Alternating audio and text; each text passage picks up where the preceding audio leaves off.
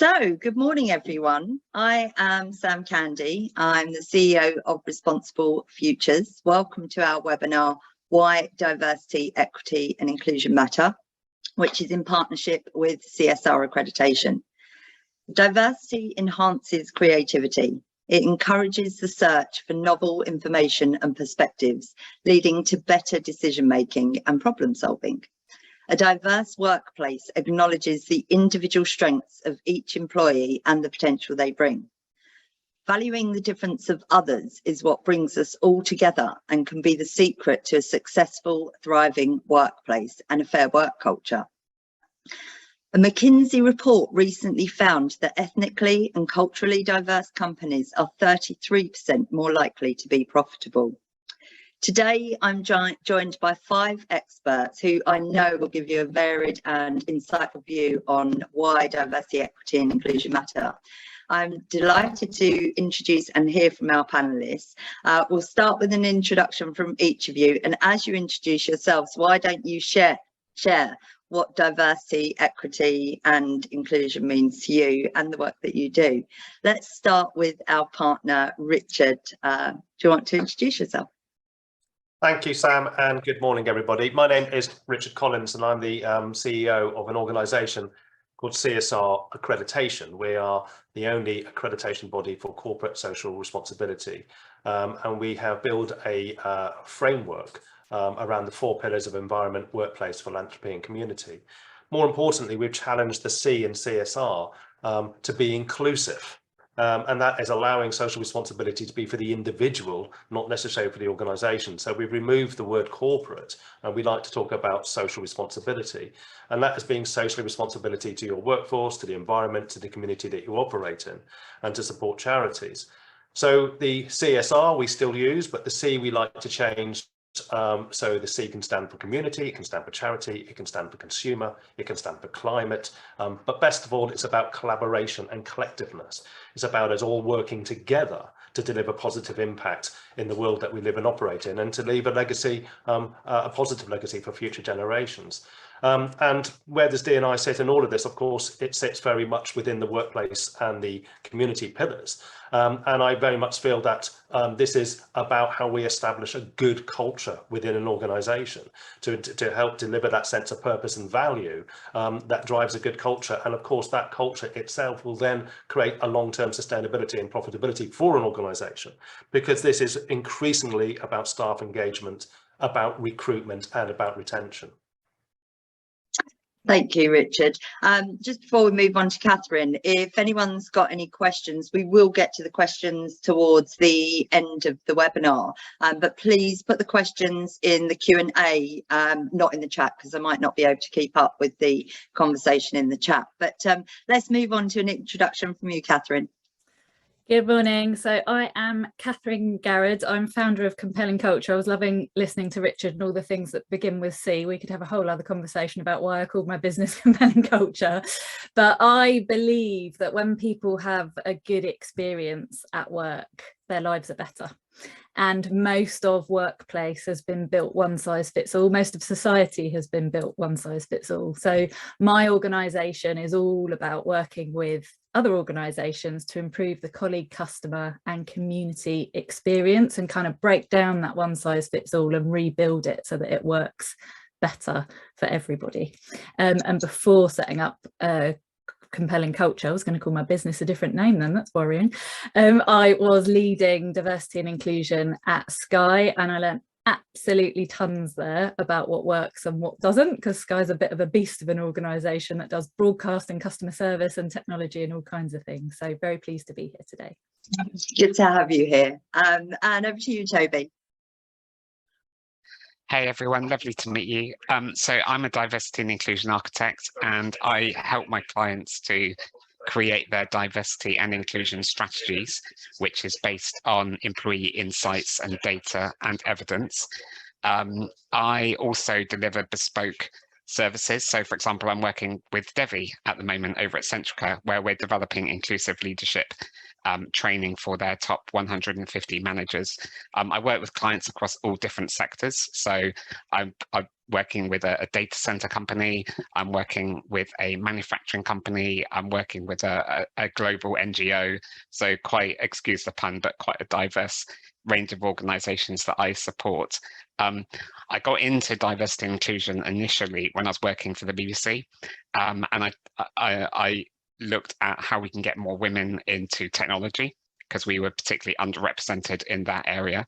I then went to go and work for Deloitte, looking at diversity and inclusion within the UK firm. But before I worked in diversity, I actually worked in technology. So I was an IT consultant for Accenture. I worked in healthcare technology, and then I worked on the BBC iPlayer and the BBC Sounds app. And so I bring that experience into the diversity and inclusion world around, managing change and things like that. But also I've got my own personal experience of diversity and inclusion. So I was born with a rare genetic disability. So I've been a wheelchair user all of my life, and I need 24-hour care. So I've got my own experiences of, challenges within the workplace. In terms of my own personal experience or my reason why, I would love to live in a world where everybody can reach their full potential, regardless of what circumstances they're born into, and to do the work that they would love to do, and to make a positive impact in the world through their chosen career. And that's why I'm so invested in this area. Good to have you here. Debbie, over to you. Oh my goodness, I just have loved listening to Richard, Catherine and Toby. It literally has taken me. So hi everybody, my name's Debbie Verdi, my pronouns are she and her. So I guess I'd like to give you a bit about my own background actually to start off with before I tell you what I do. So I'm originally from Hong Kong. I've been living in London for the past 25 years now. And my background actually coming into DE&I sort of route has definitely not been a conventional one. My career path has not been an obvious one either. So I began working in HR for a hotel group. I soon found my strengths that took me into sort of business development, particularly in commercial and marketing focused roles. I've spent the last 20 years working for, some of the biggest hospitality corporations on the planet. That's where I met Sam many, many years ago. I've led global commercial teams. I've been a regional MD for a tier 1 global travel tech company. So for me, actually championing diversity, gender balance and underrepresented groups, it's something that has been incredibly important to me throughout my career. Today, as a mother of two, I work for a FTSE 100, so I lead the D&I practice at Centrica. My purpose is very much about, I use my experience, my passion to really drive that and what Catherine actually said. I drive looking at that positive change with actually inclusion at the heart of what we do for our colleagues and our customers, so and the communities that we look after up and down the country and the markets that we serve. So that's a little bit about me, Sam. Good to hear and good to see you again. Leon, over to you. Cheers, thank you. So my name's Leon Davis. I'm Senior Global Recruitment Manager for the Tony Blair Institute for Global Change.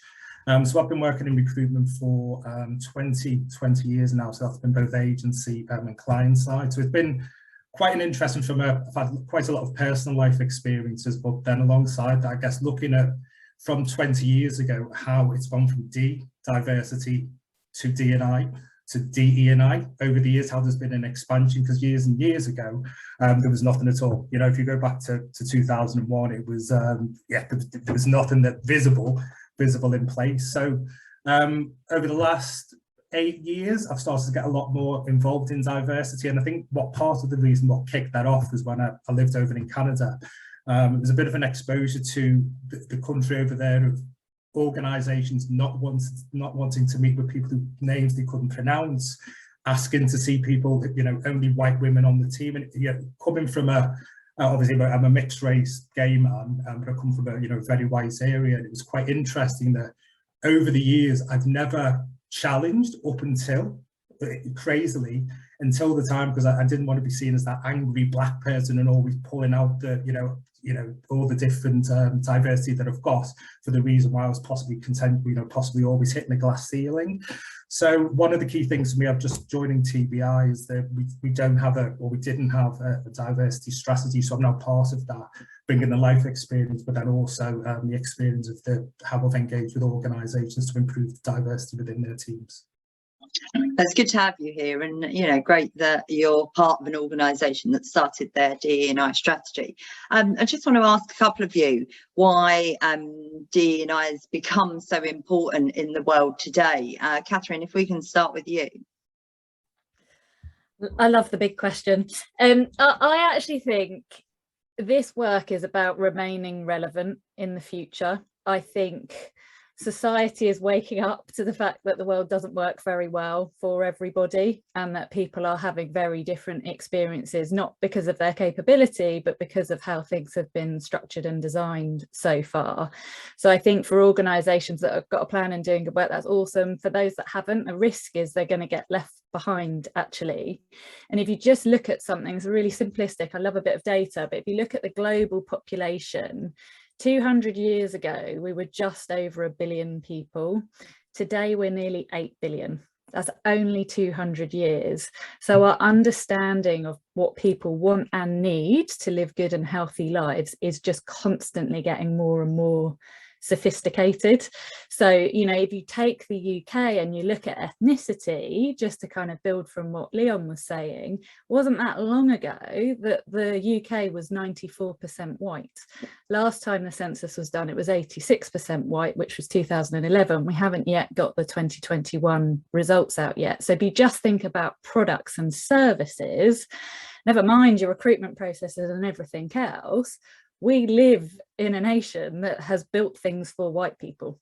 So that's just one example of how things just don't work very well for everybody. Then you overlay all the intersections of inclusion and diversity over that, and you look at disability and gender identity and LGBT plus and all of those things, you can see that we've just inherited a world that doesn't work very well for everybody. And that's why this work is so important. Thank you. Richard, what about yourself? We're more connected than ever to the rest of the world. Why do you think it's become such an important topic in today? You're on mute. I did that on purpose because no webinar would be correct without at least one person being on mute. So that was just my little contribution to this webinar, Sam. So I think it's a shame that it's only become recently important. I don't understand why this hasn't been important for a lot longer. And it's something I'm greatly ashamed about culturally, because it's something that's, in terms of the culture and the business opportunities within this country, we've missed out on a lot.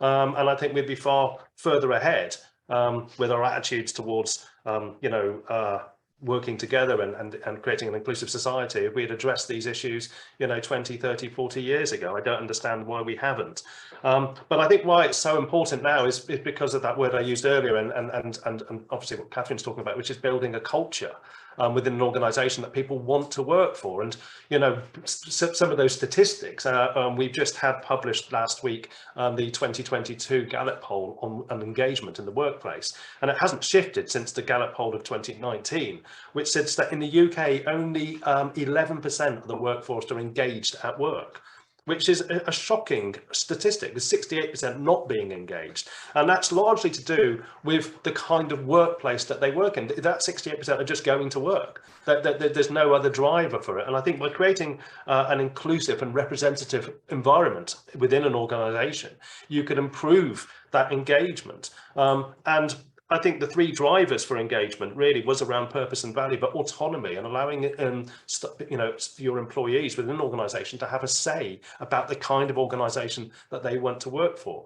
And we are seeing a huge shift in terms of recruitment, where students leaving university are seeking jobs within organisations that have a good representative culture, and they're doing that above wage. In other words, people want to work for a company that they feel comfortable with, and that obviously includes a company that has a really positive and active policy around DE&I. And I think DE&I cannot simply be a box ticking exercise that satisfies a requirement for investors and other stakeholders. It's got to be genuine and authentic, and it's got to be delivered, and it's got to include the people within the organisation. So I think it's very, very important to drive forward these inclusive and engaging cultures within the organisations that we work for.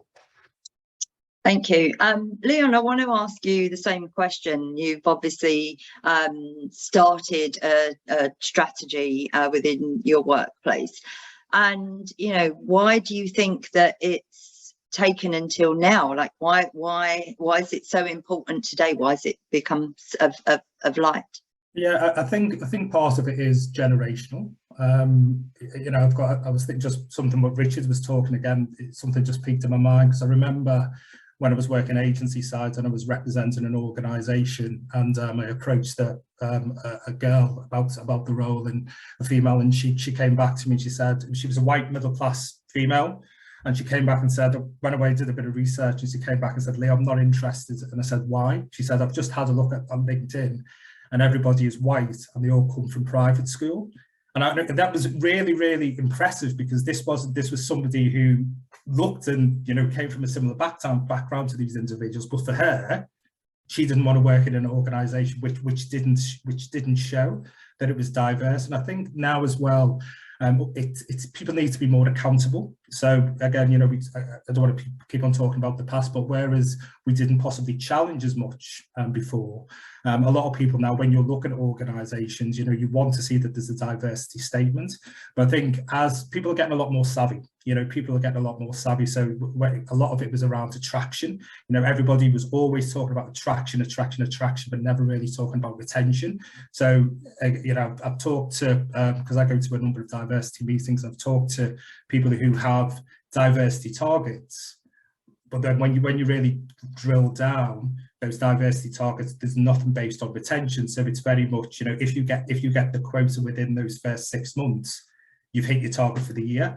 You know, whereas I think as people are getting more savvy, they want to see not just people talking about what they're going to do, but there really needs to be a result as well. But I think that attrition and that retention is just as, if not more important than that attraction of people. Yeah, absolutely. Toby, you said before you've got lots of experience in implementing strategy, but how do you do that? Where do you start? So where you start with, first of all, is listening to your people.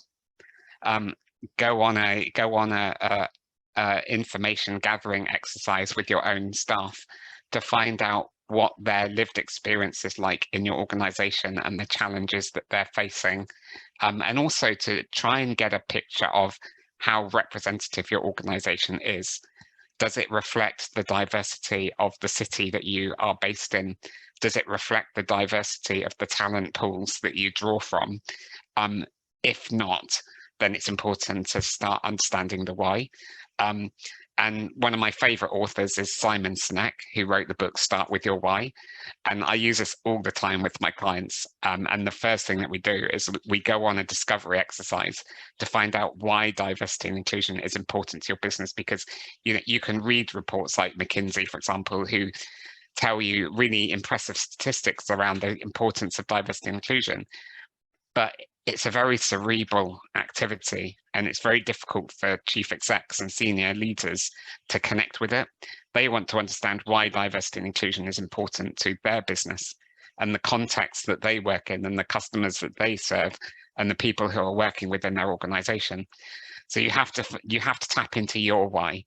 And I'll just share with you, you know, based on the sort of research that I've done with my clients, there's kind of 3 or 4 things that keep coming up. One is creativity and innovation and moving away from groupthink. And that allows you to develop better products and services and deliver a great service, that kind of thing. The other one is around employee attrition, retaining the people that you've got, helping the people that you've got get to the top of your business and develop their careers within your organization. And then the third area is around reputation. And this is twofold. One is having a positive representation as a great place to work so that you can attract the best people to come and work for you. And it's also avoiding those negative headlines that we see in the press. You know, organizations like Brewdog, for example, who are now badged with having this culture of fear. You know, when you've got that reputation, it's very hard to attract talent. And it's very difficult to do recruitment at the moment. So anything that we can do to make you an attractive place to work is, you know, it's worth doing. Thank you. Debbie, you've been putting a strategy in place within your business and working over the last few years to do this. What kind of things have you done? How have you done it? Yeah, no, Sam, it's a great question. And I think the starting point actually is, as Toby said, we started listening to our colleagues, right? We started bringing our networks into the conversations. We started looking at actually what does the demographic of our organization look like? And does it look like the communities that we serve, right? In the markets that we're in. And actually, it's part of that starting point.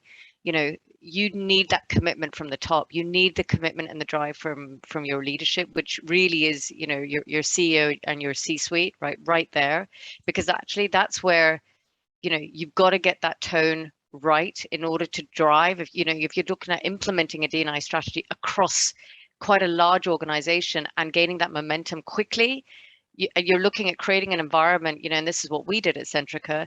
You know, we're trying to get everybody to speak truth to power. It's not easy, right? That's not easy, but you're also trying to bring in long-term changes in terms of commitments, because we have an intrinsic belief that actually things can be done differently, right? And so actually holding ourselves accountable, and I think Leon or Richard mentioned that quite earlier on, actually measuring progress when you're looking at a D&I strategy, right? That's actually an often overlooked key, what I would say, to making any difference, which is really pivotal for us in our organization at Centrica. So, and I think in my experience, you know, those organizations that are successful, right, in driving a D&I strategy, they've got that buy-in from the leadership. They have the key stakeholders across the business that are really then prepared to, you know, embrace it wholeheartedly. Because you have to, as sort of Toby touched on it, you've got to try and reach everybody in the organization, right? But also appreciate that, look, everybody is not on the same journey. That's really important to remember, is that, you know, you're going to have some of your MDs and your senior stakeholders who understand, who will know the why, and others who just don't even know what the starting point is, right? Part of the work that we did at Centrica that we kicked off at the beginning of last year, you know, is actually we drove out what we call our diversity inclusion action plans, right, across every business unit. So you're holding leaders accountable to driving tangible actions on this. And whether this is through training, people development, you know, we've changed policies, procedures, you know, and embedding technology, you know, Toby touched on this, right? It's helping us in that space. Toby sort of shared that we're working together, you know, on an inclusive leadership framework, right? That is part of our strategy in terms of baking this in, and it doesn't become a bolt-on that actually most organizations then see it becoming an HR thing, right? So you've also got to move away from that to really drive this within the organization. Thank you. Someone just asked a question to you, Toby, in response to what you were saying, and they're asking what ways of finding out what colleagues' lived experience are in relation to D&I have you found the most effective, as distrust is always an issue. Yeah, so there's a number of methods or tools available. So it's a bit like a spectrum. So right in the middle, which is where I spend a lot of my time, we'll roll out a diversity and inclusion survey, which is very particular about, well, measuring the representation, but also getting quantitative and qualitative data around culture, belonging, whether people feel like they want to leave the organization because they don't feel like they belong, and therefore we can calculate a cost of attrition, that's a very useful metric actually for senior leaders. If you go back to, all right, if I go and present to them and I say, look, you know, X% of your women are thinking of leaving the business in the next 6 months, and based on their salary, it's probably going to cost your business X amount of hundreds of thousands of pounds, then they're like, oh, okay, right, yeah, we better start doing something about this. So that's quite good. The other ways are, you know, if you're already doing employee engagement surveys, to include some diversity and inclusion metrics around that. The other end of the spectrum is to look into speak up tools. So for example, there's a company called InChorus, and I've interviewed them on my podcast this week actually. So you can roll out a tool like that, and it enables people to log examples of microaggressions or incidents of bullying or harassment in less than 60 seconds.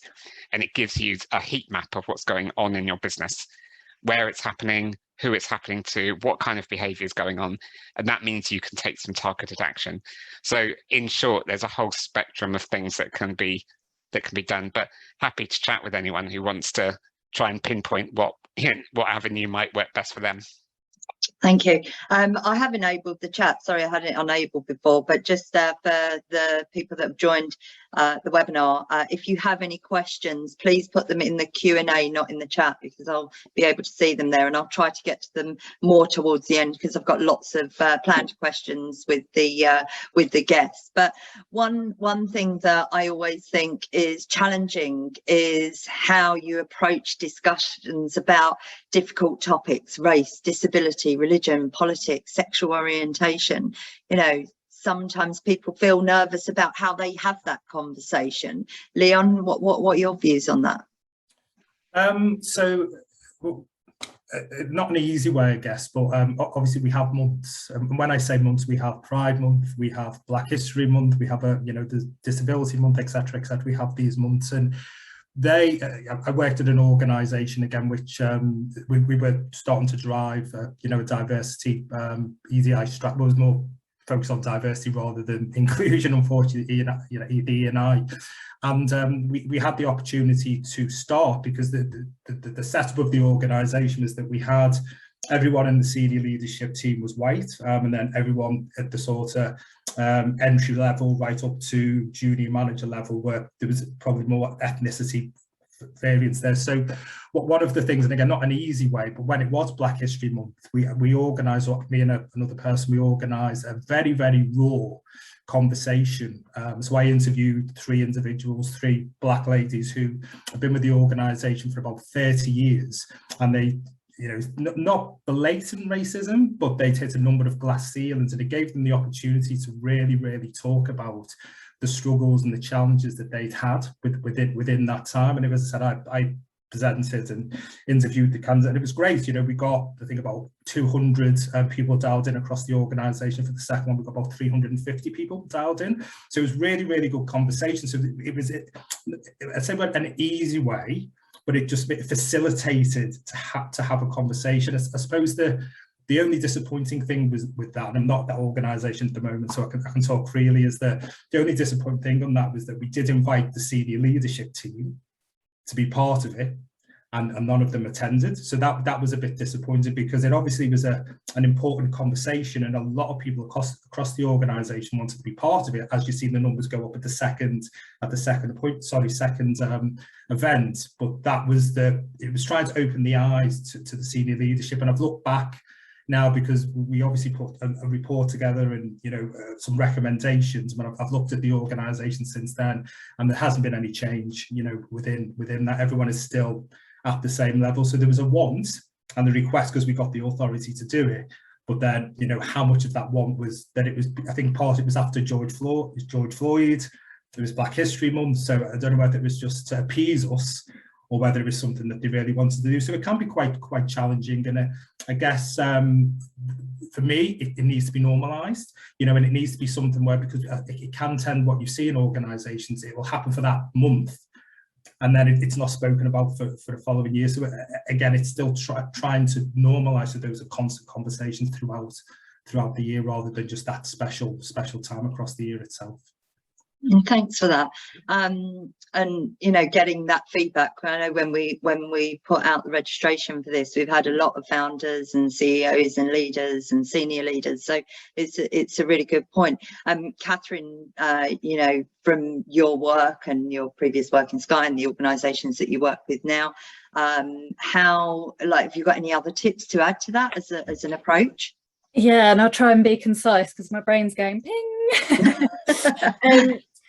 So I think fear is a big subject, right? It's the thing I talk about with every single client that I work with, and it gets in the way, and you've got to move past it. And actually, I would encourage you to stop calling it a difficult topic, just as a point of reference. This is people's real lived experiences that work in your organisations. And one of the most powerful things that happened during my time at Sky, as we could see from the engagement survey data, that in particular departments, there was a distinctly different experience between white colleagues and black and brown faced colleagues as well, just to use skin tone as a really blunt separation.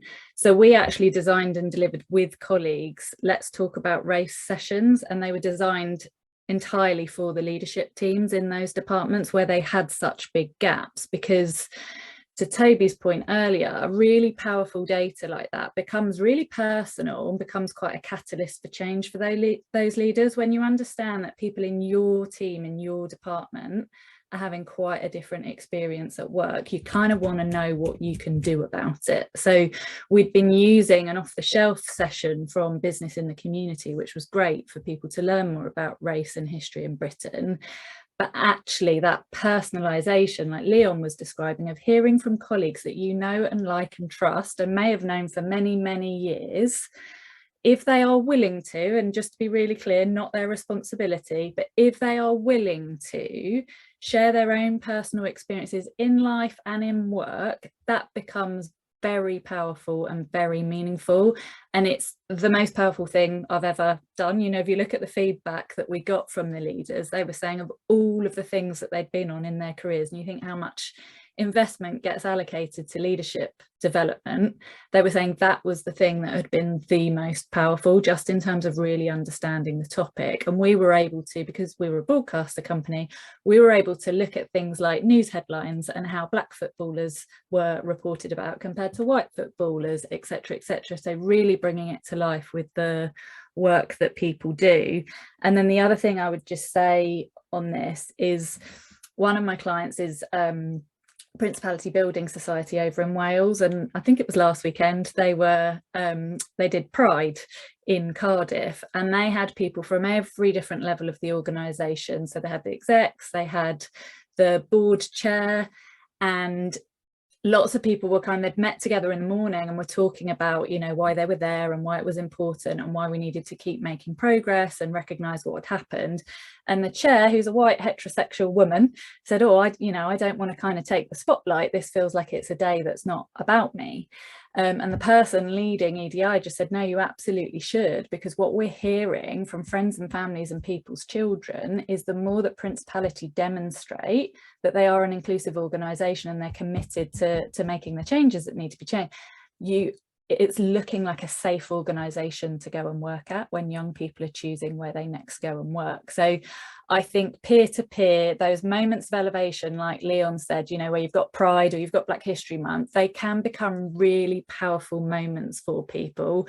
And it's, you know, if leaders don't turn up, that's a challenge in itself. That suggests there's a whole other issue there, but don't underestimate the power of learning from your mates and your friends and your colleagues.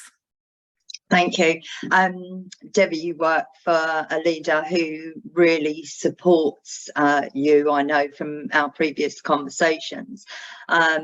You also work for in a very male-dominated industry, and you worked in technology before, again, same there. But how do you really create true equality and inclusivity within a business? Can you? It's a great question. I think, you know, something I said earlier before, right, is actually your leadership sets the tone. And I think, you know, we have, you've said it, you know, our CEO is somebody who shows up, right? Really, and it's very rare to find a CEO who has no problems coming on talking about menopause, no problems talking about domestic violence, right? No problems talking about, you know, mental health and suicide rates, right? All of that carries, you know, not just the diversity, but also what inclusion matters to everybody. And you're absolutely right. You know, we have a huge male engineering population. What I would definitely say is in the last 18 months, right, when you talk about equality at work, actually, I think the whole space has changed, right? Because you can't look at this through one lens. And what do I mean by that? You know, people are made up of multiple different layers, right, Sam? And actually, it's Leon also mentioned this, that the language is changing, right? So the language has gone beyond, you know, in my space, definitely from how do you ensure workplaces actually where you create a sense of belonging, right? Because you're allowing people to then come together from different groups and then produce exceptional results, because ultimately that's what businesses want, right? But the needs of different groups differ. So my needs compared to Toby's needs, compared to Catherine's needs, will absolutely vary, and everybody else that is on this call, right? So what does that mean? It goes back to something that Leon says, or Richard said, sorry, I can't remember who said, there isn't a one size fits all approach. So when you talk about equality, actually, in order to treat people, you know, and bring them together, they need to be treated in order for them to make things equal. That's called equity, you know. Equity is the process. So this is how I always put it in my head. And actually equality is the outcome that you're absolutely trying to achieve within an organization, right? So if you're really wanting to achieve, you know, equality at work, you've got to recognize everybody's different identities, right? Because we all face different types of disadvantages, you know, or discrimination, whatever that may look like. And actually, I think about it from a workplace perspective. I think when you talk about, you know, can you create true equality? True equality is, you know, what is that? Do you know what I mean? So true equality for me is actually making sure that you've got equity, because that one size fits all approach doesn't work. And we don't do that at Centrica, whether it's in our training areas, you know, whether it's in our academies, for instance, because the needs of our female engineers are going to be very different to the needs of our male engineers, right? So if I even bring it down to the essence of how we train, you know, our female apprentices and our engineers, it's a very different mythology, right? In terms of, because we've got to take into account that actually, do they want to be away from home, right? For the length of period that actually the standard training pieces will no, because actually some of these female engineers are also moms, right? And actually then you've got the different caring responsibilities that come onto that. So, you know, that one size fits all approach doesn't work. So for me, that's where that equity piece, and actually organizations that get it need to position themselves, you know, in that space. Yeah. Thank you. Toby, do you want to add to that? You know, you've probably seen some very different experiences in businesses and creating that equity and equality at work. Yeah, I mean, there's a number of things that organizations do, but I think one of the first things that we need to look at is the role that senior leaders are playing in this. And I felt really discouraged when Leon was saying that he organized something and no senior leaders showed up, because it is really the senior leaders who set the tone for the rest of the organization. They, whether they like it or not, they are role models and people look up to them. So, and if they can't see themselves reflected in the senior leadership team, they might not feel that they've got a future in the organization. But then, you know, I thought it was really great that, you know, Catherine's client, for example, showed up at Pride in Cardiff, including, you know, a number of allies who don't identify as LGBT themselves. And also, interestingly, the conversation that was said around the chief exec and her role in being an ally as well. And it reminds me, you know, I had a conversation with a client once. We did a diversity and inclusion survey, and it's a good place to work. And, you know, generally everybody felt like they belonged in the organization, with the exception of LGBT staff. And it was about a year ago, actually, and it was Pride Month at the time. And one of the directors of the company said to me, you know, but you know, as a straight bloke myself, you know, who am I to be talking about LGBT matters in this particular organization? And I said, well, you must absolutely be talking about it. And he was suffering from imposter syndrome. You know, and this is what senior leaders experience on a daily basis. They don't always feel like it's their place to talk about diversity and inclusion. And we have to help them navigate that complicated conversation so that they can talk with confidence about all sorts of different diversity and inclusion topics. But people are really afraid of putting their foot in it, saying the wrong thing, causing offense. You know, I get it all the time. People are afraid of asking me about my disability because they don't want to offend me or embarrass themselves. But part of being an inclusive leader is being able to have those difficult conversations. It's being able to, if you do put your foot in it, it's being able to take ownership of that and saying, you know what, sorry, I got it wrong. I used the wrong word. You know, I'm learning, I'll learn from it. We'll move on, and, you know, and I'll be a supportive colleague or leader to you. So these are really some of the places we need to start looking at, that kind of senior leadership, the way that they role model, the behaviors that they are setting an example for. Do you think that, I think that that's really important. Like, do you think people should ask what is the right terminology? Because often, you know, in different countries, in different cultures, they use different terminology. So should you be asking your people what they feel comfortable with?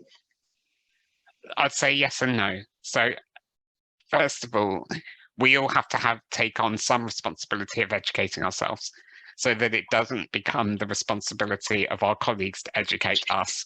Because if you are in a minority group, it can become quite draining when people are always coming to you going, okay, so what's the language I should be using around race and ethnicity or disability or sexuality, etc., etc. So take it upon yourself to educate yourself. You know, whatever your preferred mode of learning is, there's multiple ways of doing it. Books to read, podcasts to listen to, TED Talks to watch on the internet, that kind of thing. The second thing is to then ask your colleagues, because everyone, like Devi was saying, everyone's unique and individual.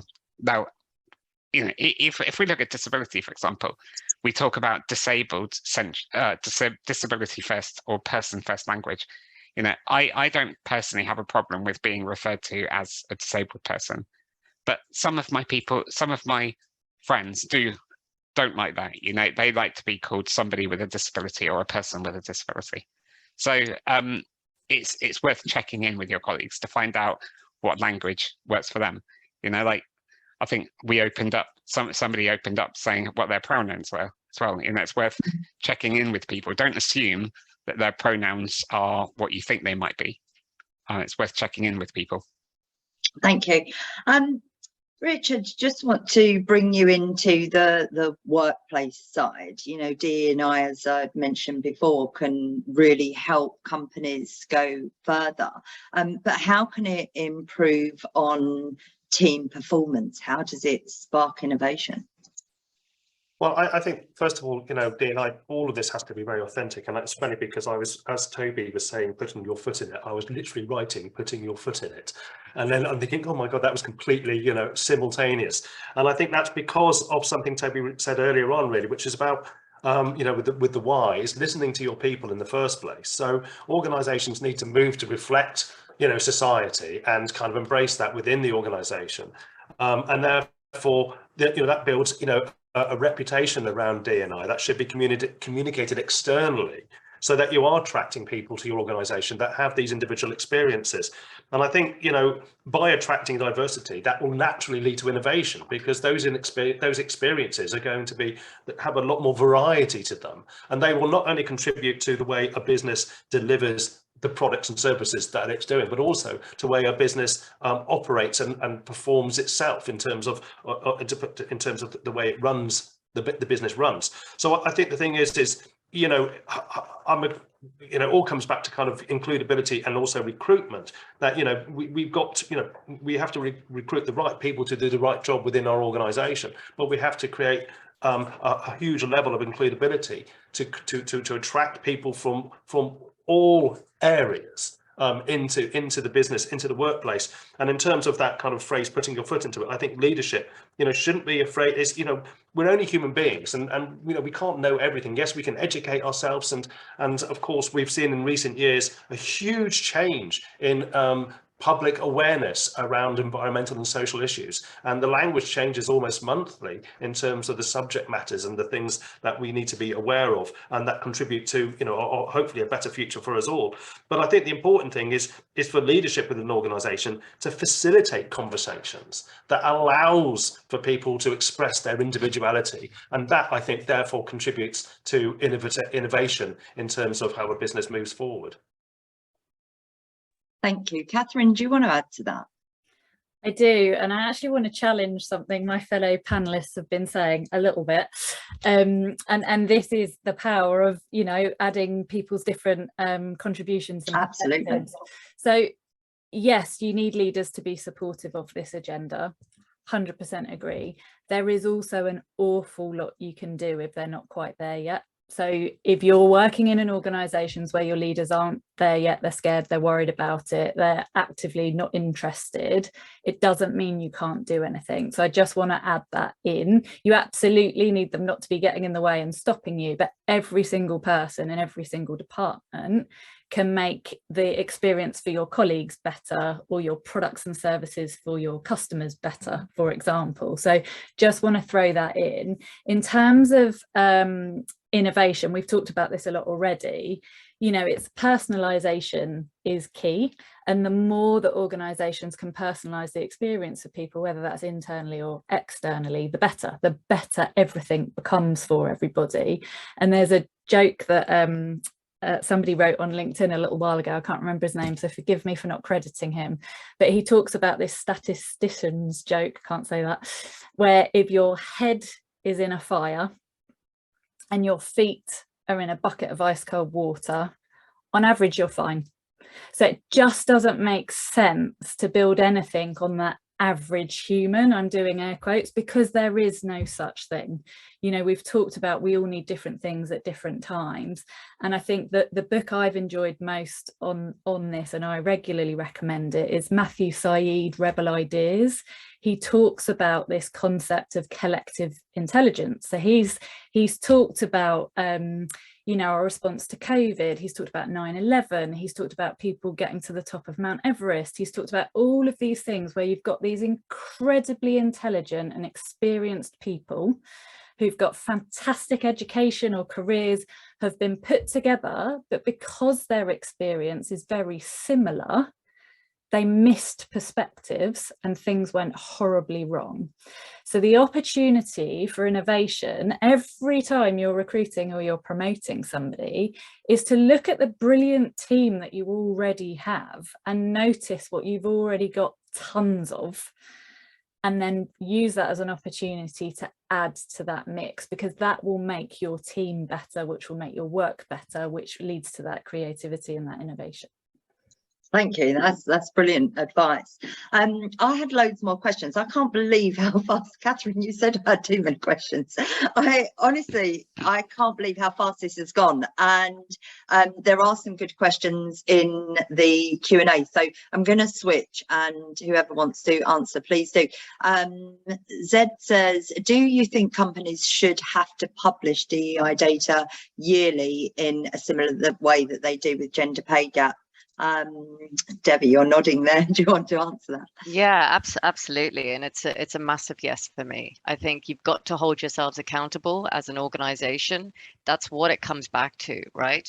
So if you're going to be doing this work, if it is important to your organization, you know, you're looking for attracting, it comes back to that piece, you know, you're looking to attract talent, you're looking to retain talent, sharing where you are, where your progress is, right? Because it's not about perfection, it's about where are you? So what does your state of the nation look like?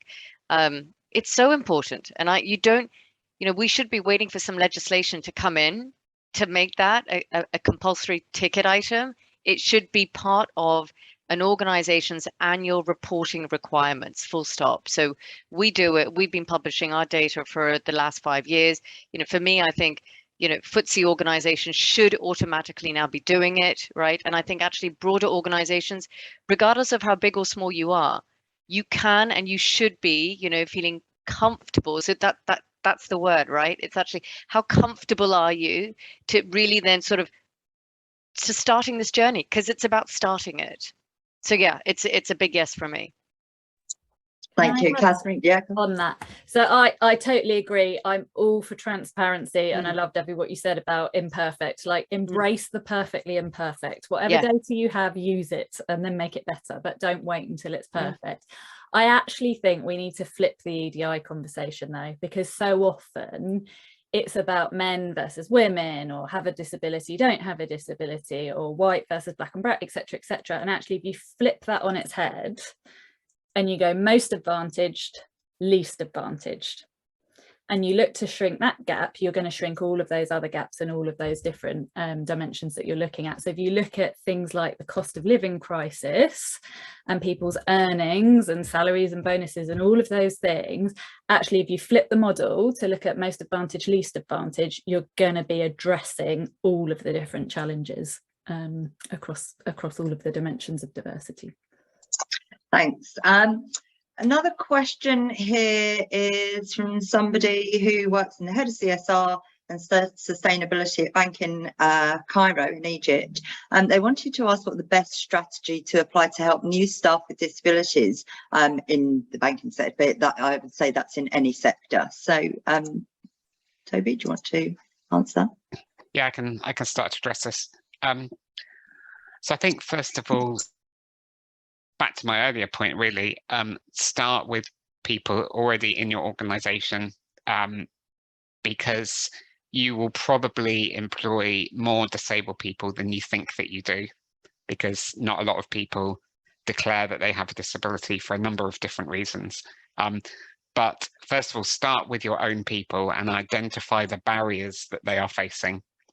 When we talk about disability, really, we want to address the barriers that are preventing people from getting into your business or progressing within your organizations.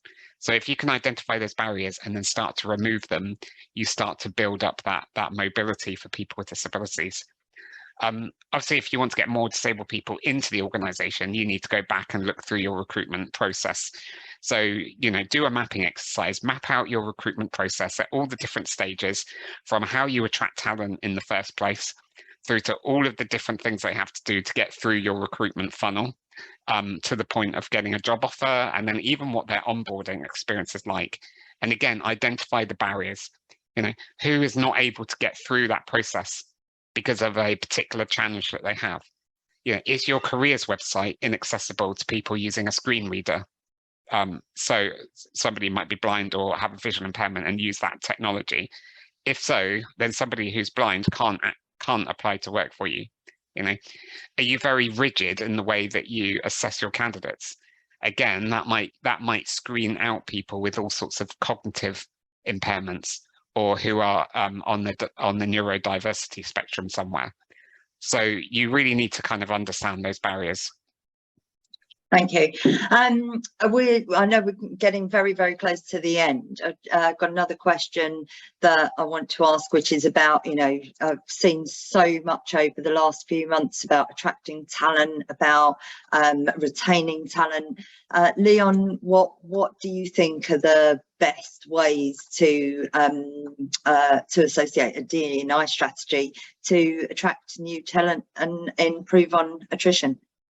So I think it's a 100% necessity now. You know, it's a 100% necessity, because, as I mentioned before, job searchers or job seekers will always look to see what the strategy is. So I suppose, and I liked what Debbie and Catherine were saying before when we were talking about data, though, because I think and I'll go into the attrition bit, but I think every JD that you see now and every job advert that you will say we do not discriminate. Every single organisation is perfect, and anyone who joins the process and joins the organisation will have an amazing, equitable life within that organisation. And I think that, again, as Catherine and Debbie was saying, it's not about, as long as that is improving, that is the important thing. But so many organisations now, you know, after George Floyd, from a racial point of view, and as diversity has been more talked about, everybody talks about being that equitable organisation. So I think it's a necessity that you have a strategy, but I think you need to be open with that and not over promise about what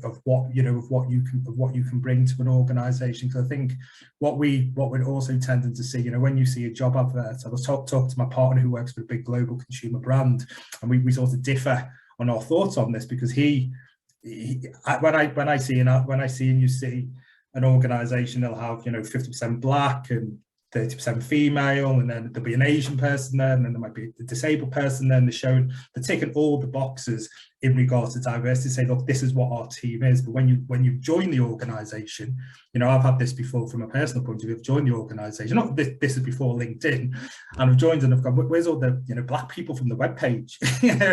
and you know, you talk to me about, and I think but then my partner says, well, are you going to attract people if they then see what the real makeup is of that organisation. But I think from an attrition point of view, again, I think it's very much being able to show that progression of people, because again, we talk a lot about that attraction of diversity, but getting it needs to be visible that when people are getting into the organisation, no matter what your background, the best person is moving up through that organisation itself. Thank you. We're getting really close to the end, and I always like to end on the final question of one piece of advice. Richard, in CSR accreditation, you look very closely at the workplace and what makes for a great workplace. What would your advice be to anyone who's looking to make their company more diverse? Well, I think I've said it already, Rich, is you've got to be authentic about this. You know, Leon's just talked about, you know, the box ticking culture, and the difficulty with the DE&I agenda at the moment is that, you know, there seems to be a lot of pressures on organisations to conform to a certain standard, and some of those organisations, you know, are just box ticking, so they're not really delivering a true, authentic strategy towards creating a DE&I culture within their organisation. So I think you've got to drive this from an authentic position, an authentic point of view, and you know, and be open as well. And I think that and change the polemic, because, you know, this does come to a lot of behaviour change, and that behaviour change is around the attitudes that we have about certain issues, and we need to be open and more flexible about how we address those things. So I think if we just start from a position of authenticity, then and honesty, and as Toby has talked about a lot, and talk to your people and get a reflection about, you know, how they see your organisation, and build that into your outgoing policies, then I think that's the way to start. That's the way I would, you know, would suggest is, you know, be authentic, be true, be honest, be transparent, and include people in your decision making. Thank you. Debbie, what's your one piece of advice? What would you offer to people? Do you know, I'd echo what Richard said. I think there are 3 cornerstones, and actually I think you've covered them, Richard. You know, for in my perspective, it's very much of, you know, the 3 cornerstones are leadership, it's inclusion, and it's that transparency, accountability piece, right?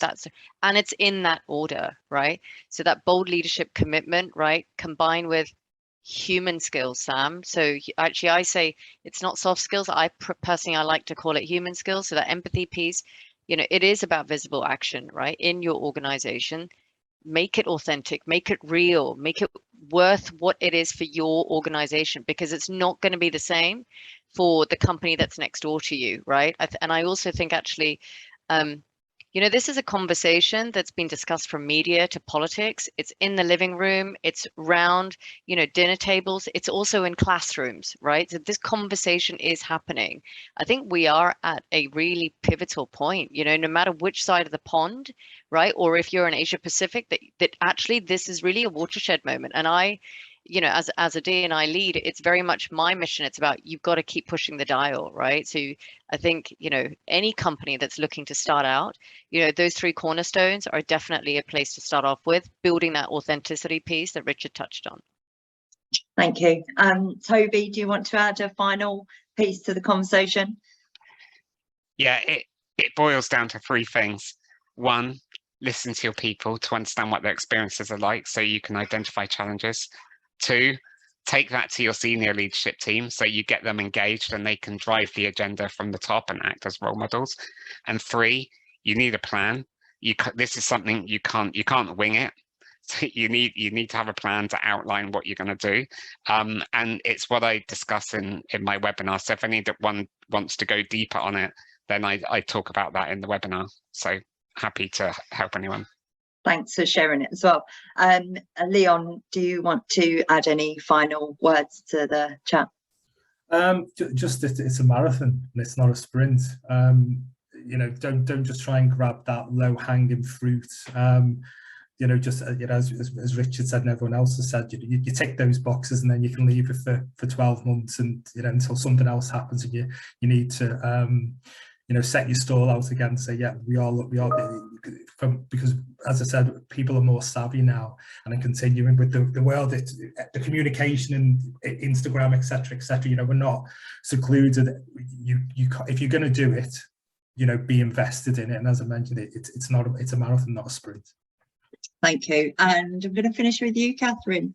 I'll be really quick. Data, data, data, data, data. And I'll go as far as to say, if you're not measuring it, don't do it, because if you're doing stuff without measuring it, you're just busy being busy and you don't know if anything's working. So data, data, data. Wow, honestly, that's an eye-opener. Thank you so much to all of our panelists. It's been, I really can't believe how fast it's gone. Thank you to Richard and CSR Accreditation for being our partner in this webinar. We will be sending out some more information and trying to answer some more of the questions. And please follow me, connect with me on LinkedIn, and I look forward to sharing more with you in the future. Guys, thank you so much. It's such a great conversation. Really enjoyed it. Thanks, You're everyone. welcome. Thanks for organising it, Sam. Thank you. Thanks, everybody. Bye-bye. Bye. Thank you. Bye-bye all.